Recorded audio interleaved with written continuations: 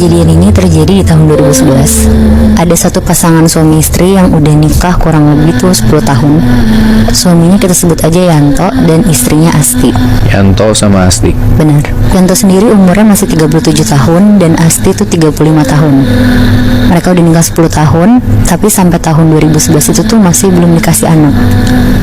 Sedangkan mereka berdua, terutama Yanto, itu tuh pengen banget dari awal pernikahan punya anak. Sampai akhirnya Yanto mutusin untuk nikah lagi, tapi tetap pertahanin Asti. Asti mau tuh? Mau Moy, jadi mereka kayak poligami gitu. Yanto izin lah ke Asti dengan alasan dia tuh pengen punya anak.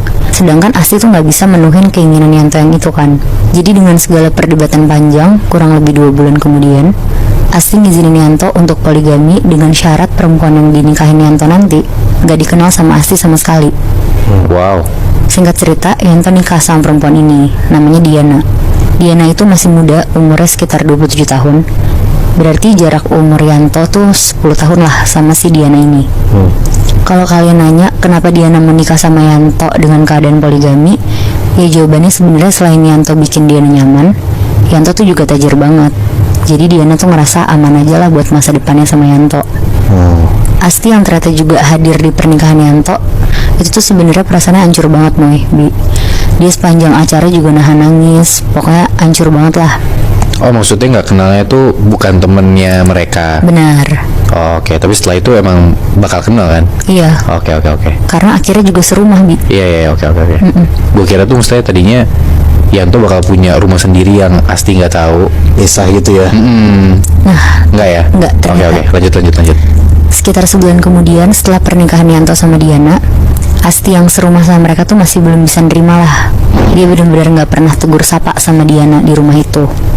Kalau ada Diana lewat, pasti dia langsung bawa muka.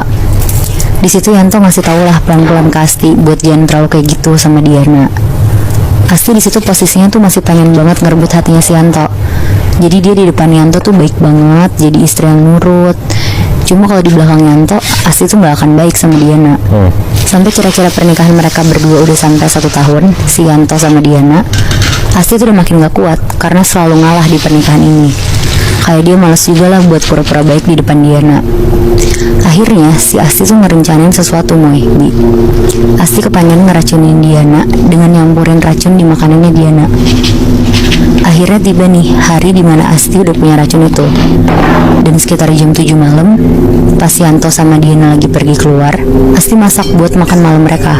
Dia bikin nasi goreng untuk mereka bertiga di rumah. Biasanya yang masak tuh pembantu mereka.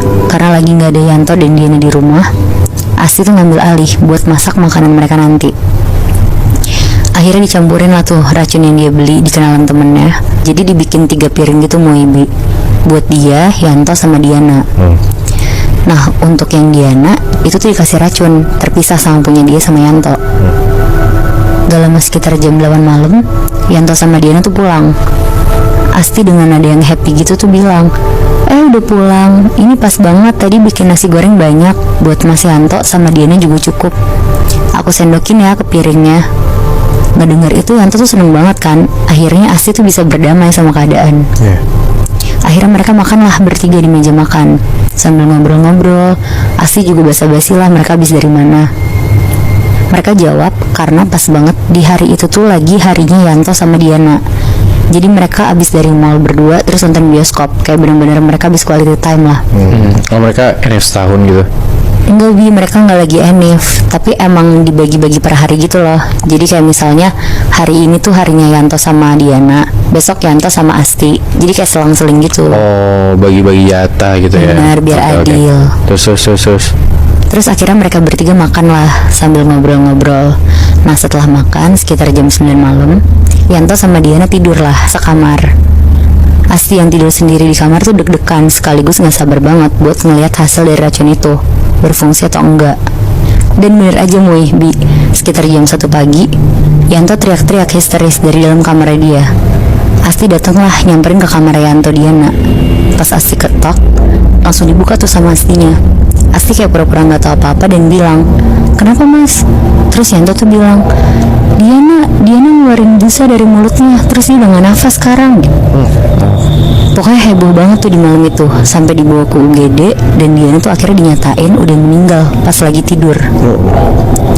Ngelihat itu tuh Asti pura-pura sedih, tapi dalam hati dia tuh sebenarnya seneng banget karena dia ngerasa kayak puas banget lah ngeliat itu. Nah, singkat cerita, 7 hari setelah kepergian Diana, Yanto tuh masih sedih banget.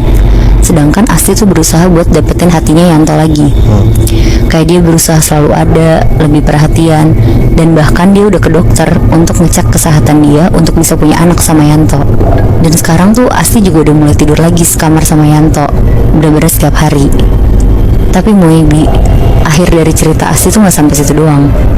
Untuk pertama kalinya, pas Asti lagi tidur di sebelah Yanto, Asti tuh ngeliat ada sosok Diana di pojok kamar lagi ngeliatin Asti sama Yanto yang lagi tidur sambil nangis sesegukan. Jadi kayak ada suara tangisan gitu yang cuma bisa didengar sama Asti. Asti kaget banget, tapi dia nggak berani cerita lah ke Yanto kalau dia sebenarnya ngeliat Diana karena takut Yanto curiga. Tapi sebenarnya Asti tuh ketakutan banget Bi. Akhirnya Asti tidur dengan posisi maksain merem dan meluk Yanto. Jadi dia kayak tiduran sambil ngebelakangin sosok Diana yang barusan dia lihat. Besok paginya, karena Yanto sehari-hari juga kerja kantoran, jadi Asti sering ditinggal seharian di rumah.